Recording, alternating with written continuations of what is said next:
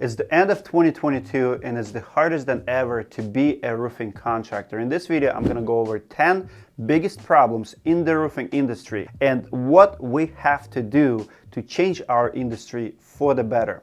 If you're the roofing contractor and you agree with this video, please comment and like this video. Every comment, every like matters because I value your opinion, and people at the top of the industry will start paying attention to us if we start pushing back. Most of these issues are addressed to higher powers. It takes a lot of money to fight this fight. It takes a lot of courage. It takes some legal action sometimes. This video is not easy to make. The problems are real, they are big, and my hope that this video will help you in your small business. Problem number one, we need a better leadership on the highest level. I've been at many conferences, events, expos, and I have to tell you that our leaders have their interest first and your interest second in mind.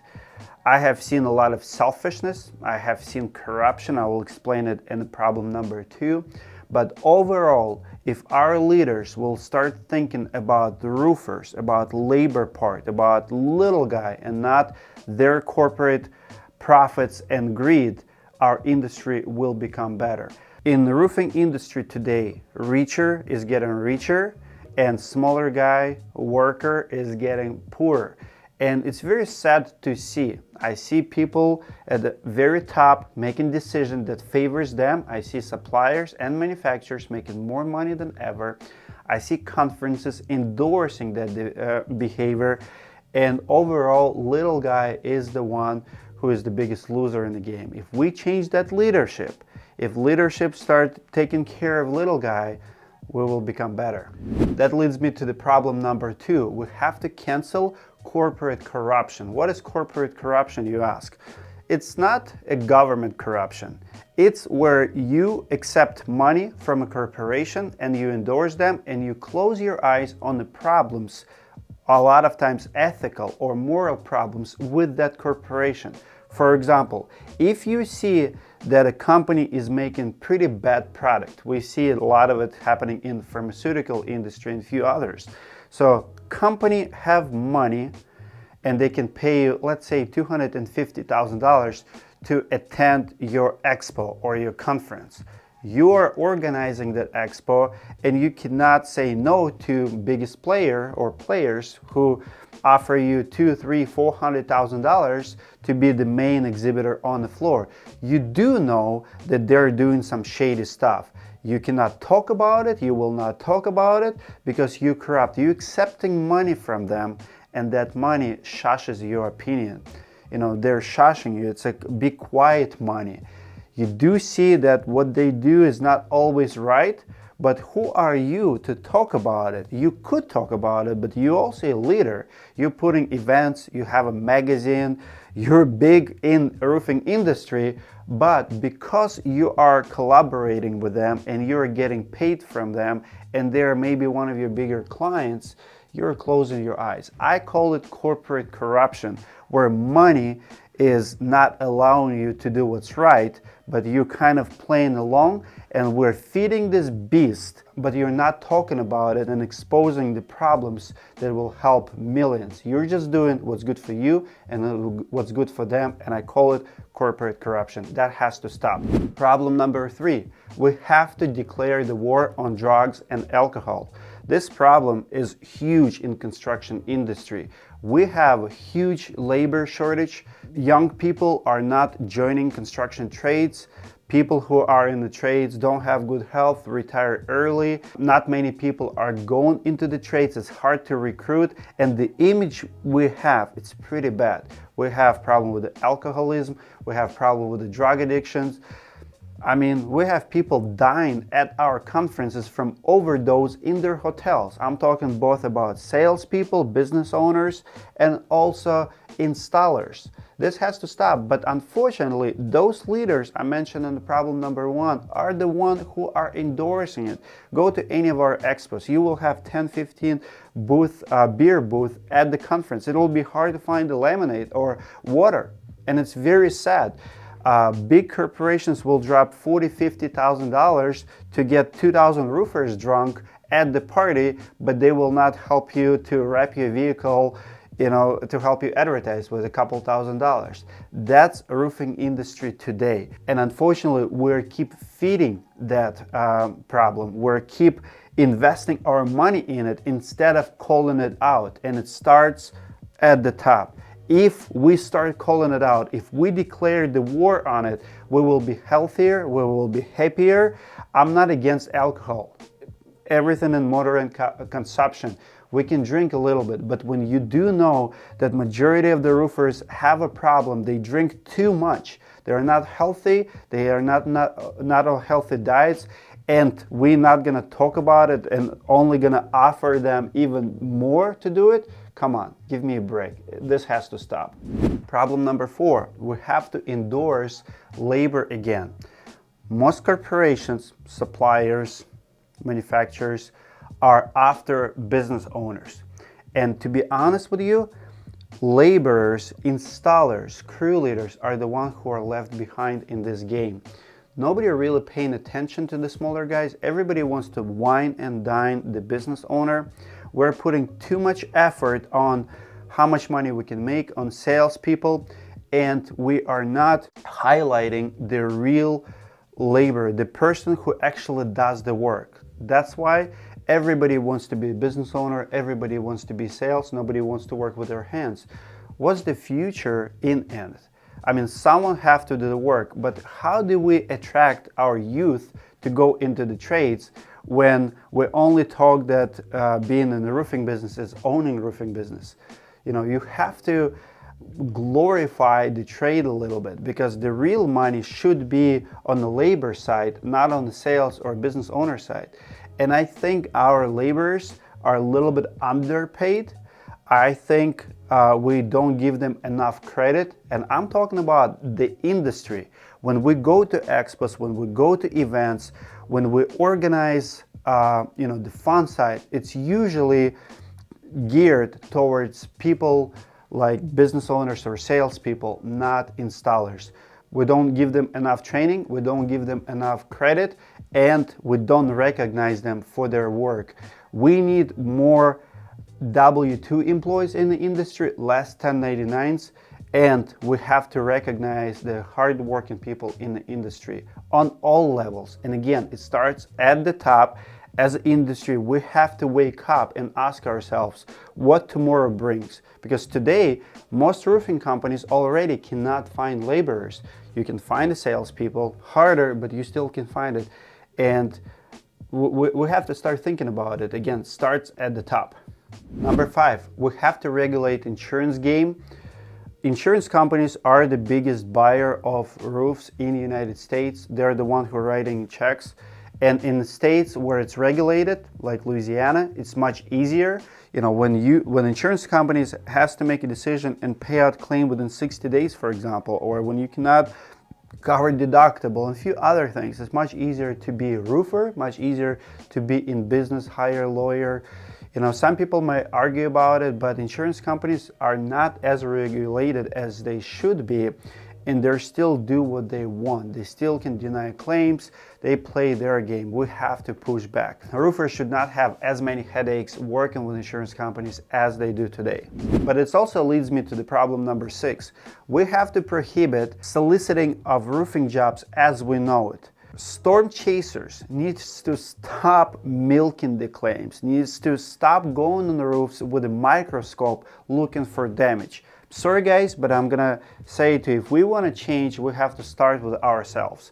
And I have seen it many times. You have 1 or 2 missing shingles, you have few dents here and there. Maybe you don't need to replace 3,000 squares of roof just because you have few spots here and there. I know you can fight it with lawyers, I know you can get it paid, and I know it can be done. But is it always right? I mean, if you do have legitimate claims, focus on it when it's obvious, when it's not disputable. But we are also problem in this industry when we're pushing. I've seen a lot of, I'm talking about roofers who are making the damage. I have a friend, and I want to share the story with you, who we were visiting last year in Texas, and he said that insurance adjuster did not want to come to the roofing job to inspect it, and he asked him to identify the damage. And he said he circled the damage and he sent him a picture because he knew he needs 8 hits on a 10 by 10 square. And I asked him, did you see the damage? He's like, I don't know what to look for. I just mark 8 circles and I sent it to him. That's the part of the problem. I understand that you have a lot of denied claims. I understand that you're mad at insurance companies saying no to legitimate claims. But if you want them to pay those claims, you need to stop asking to pay for claims that you don't have enough damage. If you can repair the job, repair the job. If it can be done, get it done. Not every roof needs to be filed with insurance claim. We don't need lawyer on every claim. We don't need public adjuster on any claim. I said what I said. We're also part of the problem. And if we want them to change, we need to start changing ourselves and be honest with ourselves. On a bad year, if you're a storm chaser and you depend on insurance jobs, maybe you didn't have enough wind, maybe you didn't have enough hail events, don't start looking for jobs where there's no jobs for insurance claims. Maybe adopt, maybe travel to a different market, or start doing a little bit more retail. But if we are unreasonable with insurance companies, they're gonna be even more unreasonable with us than they are today. Obviously, it leads to the next problem number 7. Insurance companies do need to pay all legitimate claims.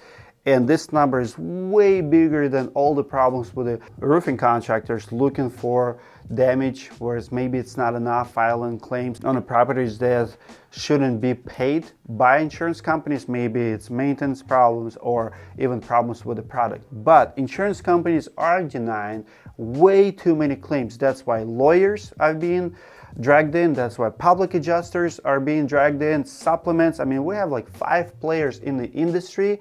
5 different mini industries that were born because insurance companies are not paying legitimate claims. So insurance companies do need to be accountable. We need to keep calling them out, making big cases on everything that they do wrong, so people are aware who is good and bad insurance company.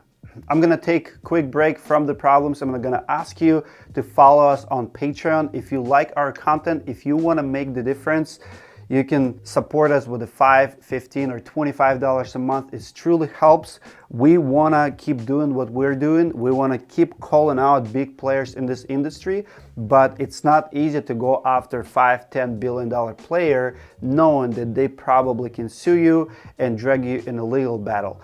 We need your help to help us with our legal challenges.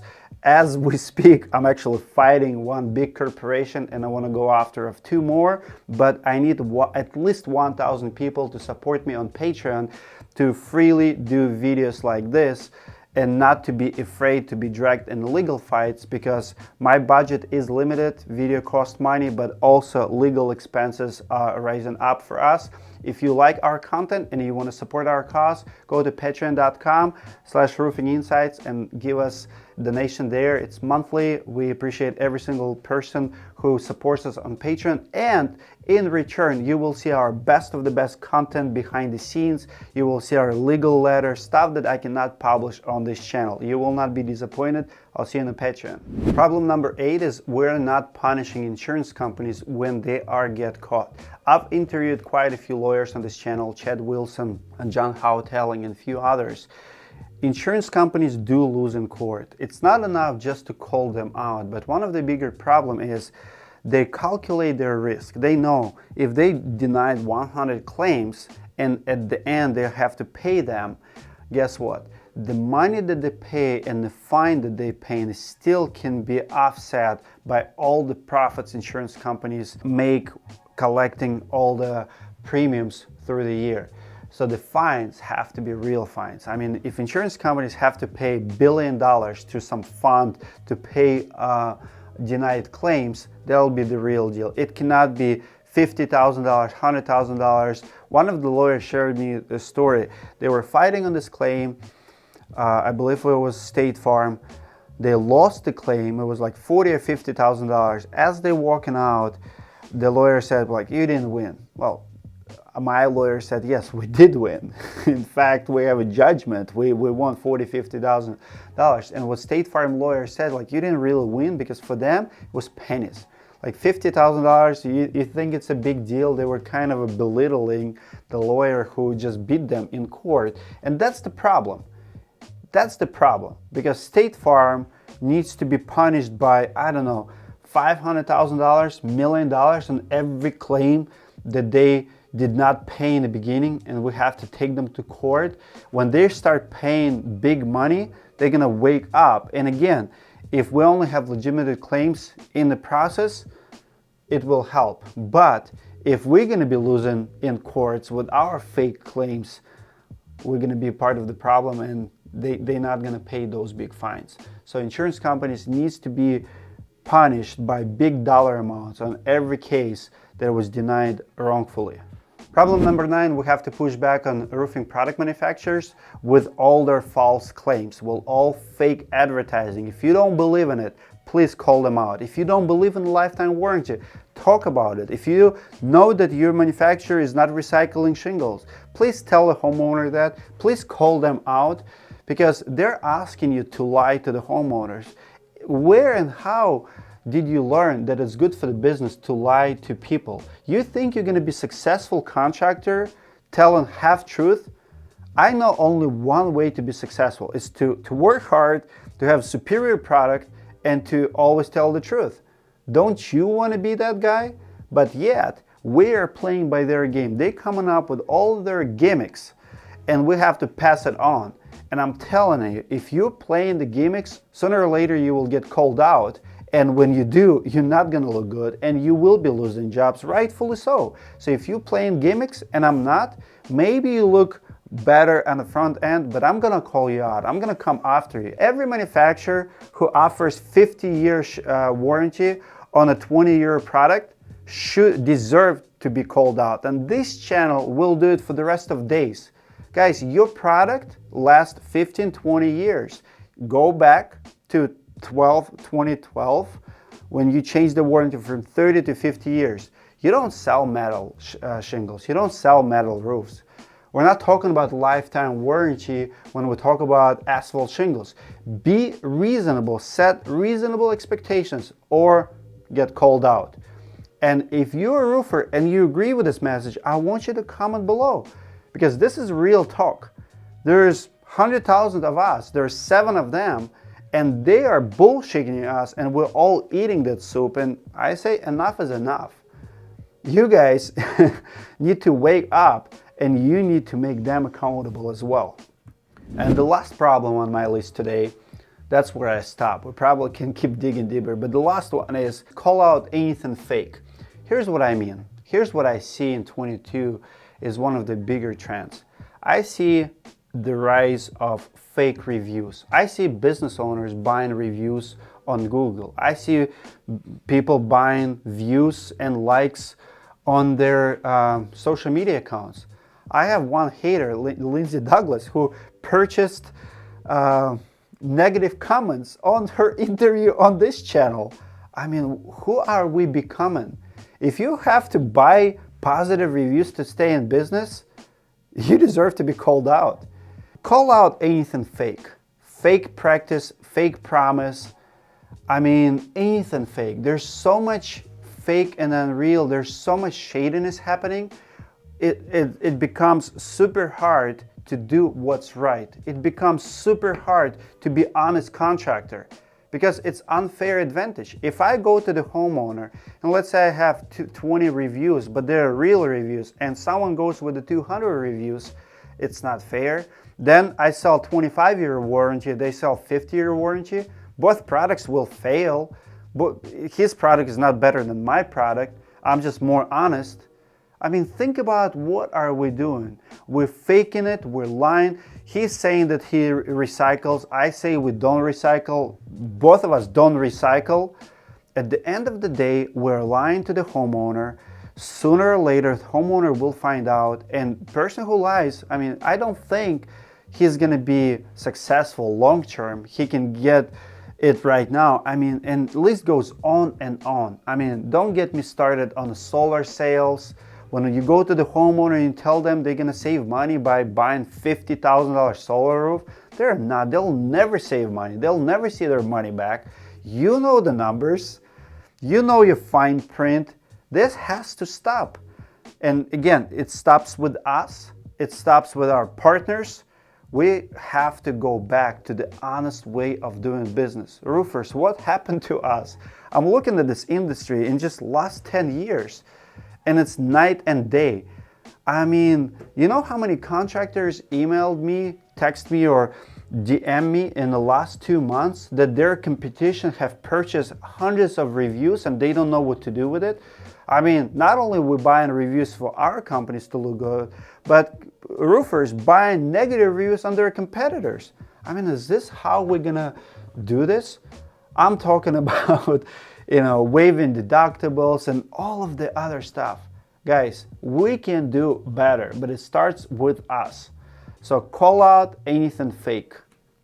One of the most important, and I'll do it as a bonus tip, as a bonus problem, as a bonus whatever, we need media companies like Roofing Insights and others.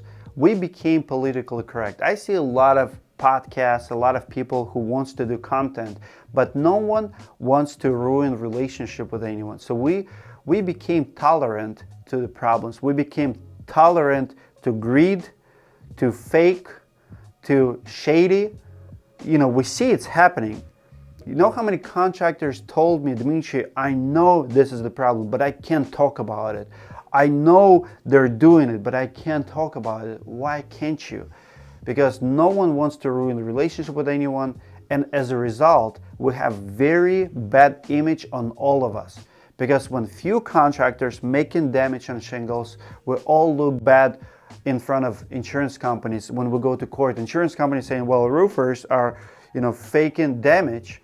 And because someone is doing it, we all look bad. When manufacturers lying, we lying, someone was lying, and other people are closing eyes on it, we all look bad. We need media companies to make everybody accountable. This is the purpose of this channel. This is what Roofing Insights is all about. That's in our name, Insights. We give information what's really going on. And I don't care how many times I'm going to get sued. I don't care how much it will cost me, because when I go back to my bed at night, when I talk to my kids, I want to be proud of what I've done. I don't want to think that I did something wrong. Like, my integrity is all I have. My name is all I have. What do you have? And this is full-time job. It's not easy to do, but I promise you this. If we change this industry, turn around, we all will have better future. We will bring the glory that roofers have 50, 60 years ago. I remember seeing magazine ads from 20s and 30s. I mean, back in the day when tradesmen have way more respect than they have today, because of all the problems and because of what we turned this industry into. It's not all about money. It's not all about power. We have to go back to basics, and we can do it all together. Comment below, like this video, subscribe to the channel, support us on Patreon. Every one of you counts. Love you guys. See you in the next video.